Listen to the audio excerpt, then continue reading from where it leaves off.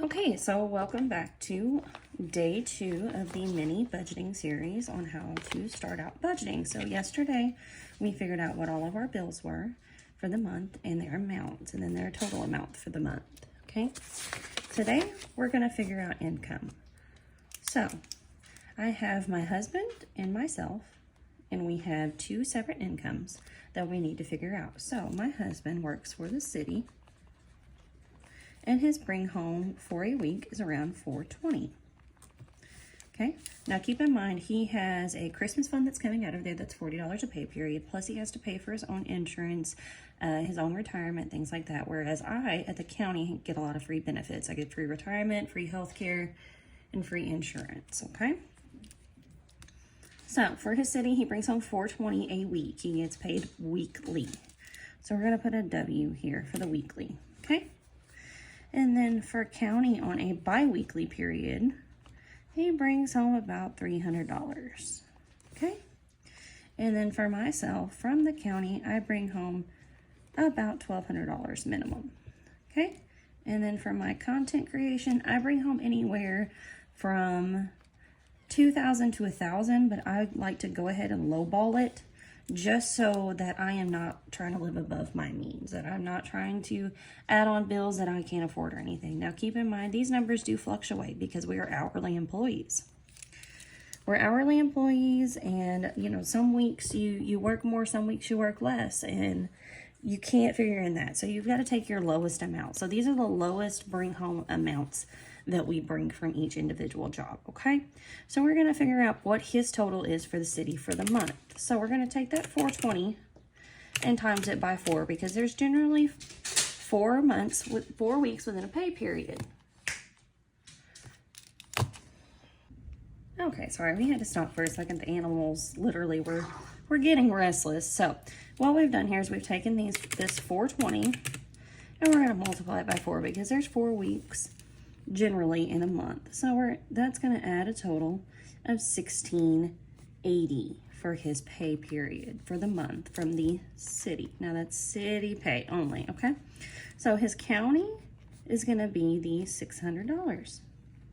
Now we're going to go over here to mine. So we're going to take this. I get paid bi-weekly. Generally, I get paid twice a month. So we're going to take my $200 and then we're going to add another $1,200 on it for a total of $24. And that's my county pay, okay? And then we're gonna take my content creation, and that's $1,000, okay? So we're gonna take these 2 numbers and this 2 numbers and add them together individually for a total for each individual person for the month. So $1,680 plus the $600 is gonna be $2,280 for his total for the month, okay? And then mine is going to be $3,400 for the month, okay? So now we want to take these 2 numbers here and we want to add them together, all right? So we're going to take $2,280 plus $3,400, and that's going to give us a total of $560.80. And that is for our total monthly income, okay? That's our total monthly income is $560.80 for a 2-person income. Now, from here, what we want to do is we want to take this total here, this $3,508, this is our total bills for the month, okay?